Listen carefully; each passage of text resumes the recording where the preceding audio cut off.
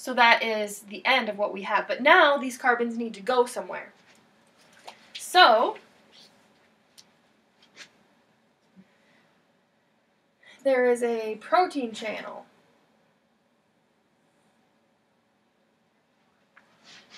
And there are hydrogens on this side of the protein channel. And oxygen on this side of the protein channel. So as the hydrogens go through there, and they meet up with an oxygen,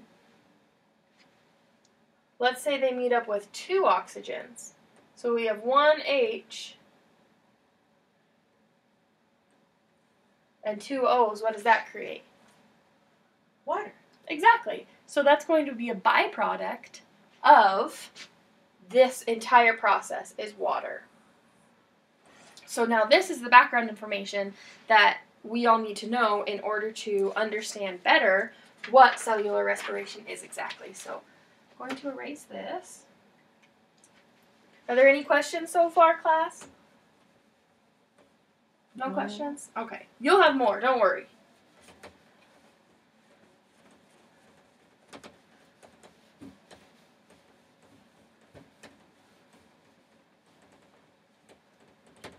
Okay.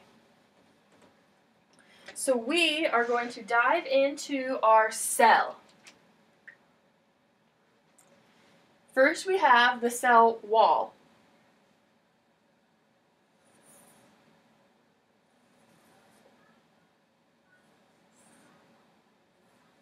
It has a couple of layers. Make that a little bit wider. So first, going into our cell wall, we have the things that we've eaten, the chemicals that are in our body. So we have some carbons, we have some carbon dioxide, and then here we're going to put glucose. We're going to say this person just ate a candy bar, so they have some glucose in their body. So we need to break this down. And remember when we originally did, what we were originally breaking down was a glucose, excuse me. And it was made up of 6 carbons.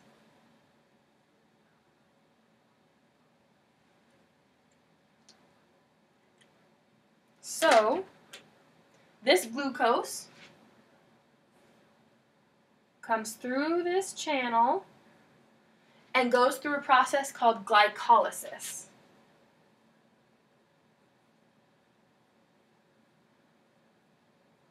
So this is, how many carbons is a glucose? 6. Perfect. So 1, 2, 3, 4, 5, 6. So we're going to do the same exact breakdown as we did with our original carbons. We're going to break it right here, right in the middle.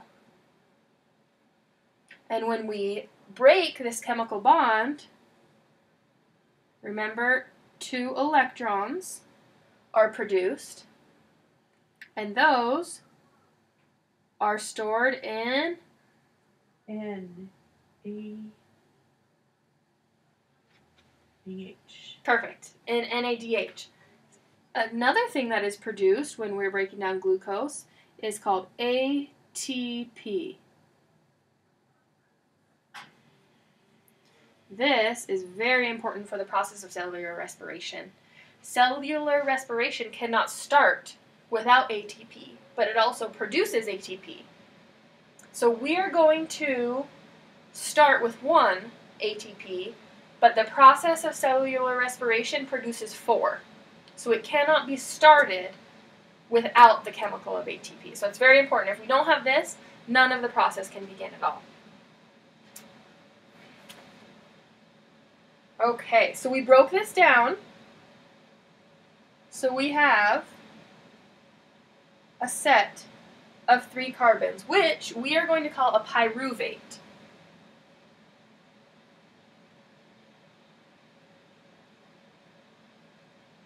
And this is what enters the cell. So let's draw the cell.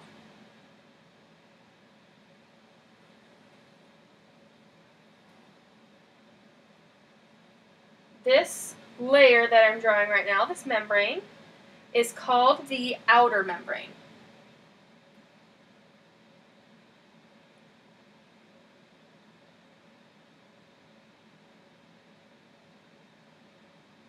Then right on the inside of the outer membrane, we have this layer called the cristae, like the girl's name, Christy.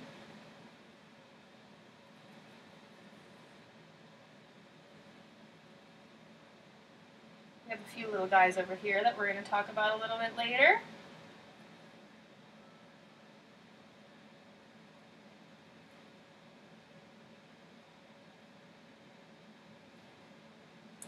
So this is called the cristae.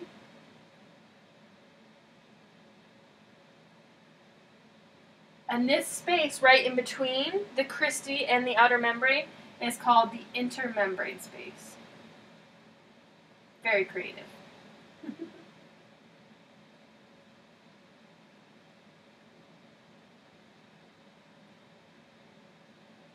So, in cellular respiration, we are going to bring this pyruvate, the 3 C's, the 3 carbons, into the cell. Let's bring that up higher.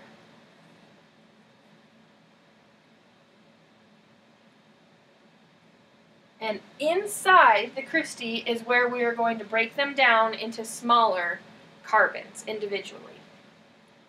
So we're going to break this bond, and what comes out every time that we break? Energy. Yep, in the form of 2 electrons. And those electrons are placed into NADH. NADH. Perfect. So that's where they're going to be stored until we need them for a little bit later. So now we have 1 single carbon and 2 carbons put together. So there's a cycle that happens inside this. It is called the citric acid cycle.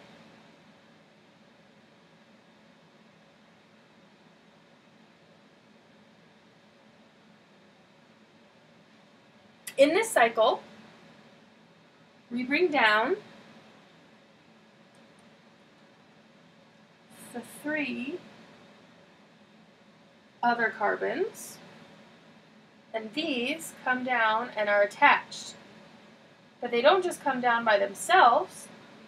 There is a coenzyme A that brings them down. That's their whole job. They're just these little transporters, and they boop, boop, boop, boop, boop, boop, boop, bring them down. So there's a cycle that happens. It goes all the way around and comes back to the carbon.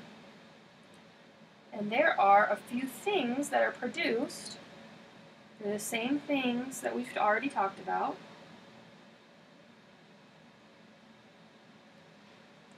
The first thing that is produced is carbon dioxide.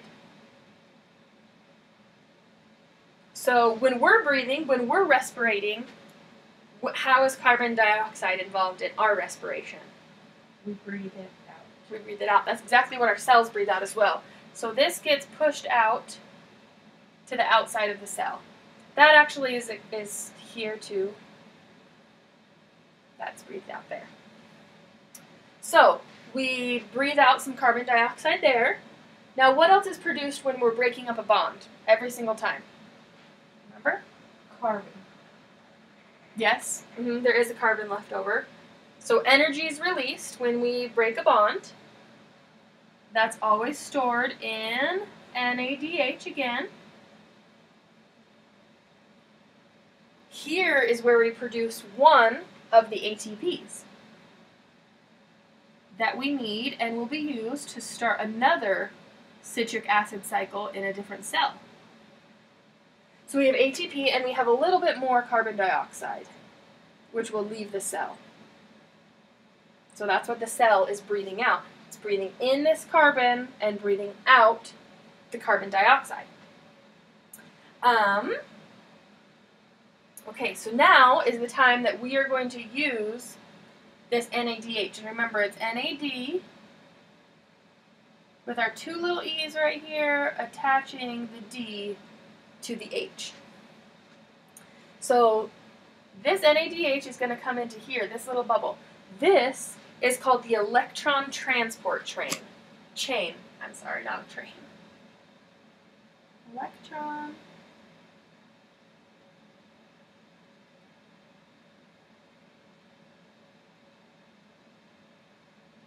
transport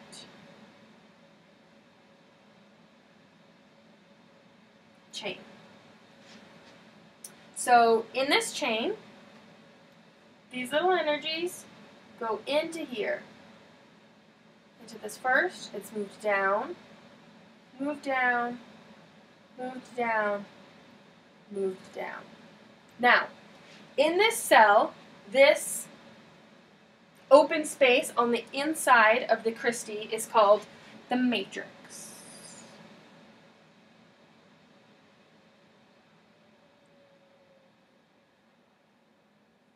In the matrix, there's lots of hydrogens that are just floating around. There's hydrogens all over in our bodies, but we do use them. So one hydrogen goes through all of here. Remember how we talked about these protein channels? Hydrogens going through. So now they're on this side of the crystal in the intermembrane space. So these hydrogens are being moved through this process into the intermembrane space. They are going to go through this guy that looks kind of like a fish and go through a process called ATP synthase. And this is where the majority of our ATP is produced so that we can start. So now we start with one, we end up with 4, so then 4 more processes can start, and it goes over and over and over again. So this is called ATP synthase, the process that happens in this little fish-looking guy. Synthase. Goes through here, and ATP, 3 of them, are produced so that we can start the process all over again. Now, the hydrogen comes back through here as well into this little part. I'm going to erase this right here so you guys can see. Don't have quite enough space. There's oxygen in here. Has a little bit of energy on it. The hydrogens come through. They meet with the oxygen. And they create H2O.